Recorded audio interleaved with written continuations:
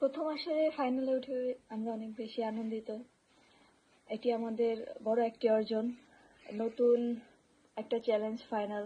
তো আমরা সবাই চেষ্টা করব যেন আমাদের সর্বোচ্চটা দিতে পারি। আমাদের ব্যাটিং লাইন আপে অনেক ভালো খেলোয়াড় আছে, তারা সব সময় নিজেদের সেরাটা দিতে প্রস্তুত।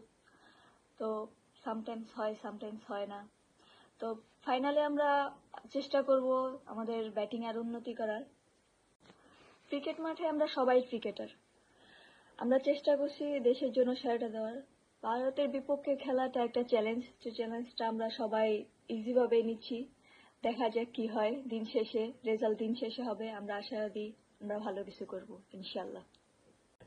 মালয়েশিয়ায় বসবাসকারী বাংলাদেশ সাপোর্টাররা অনেক বেশি আমাদের উৎসাহ করতেছে, আমাদের অনেক বেশি অনুপ্রেরণা দিতেছে। তো আমরা চাইবো যে ফাইনালে ভালো কিছু একটা উপহার দিতে।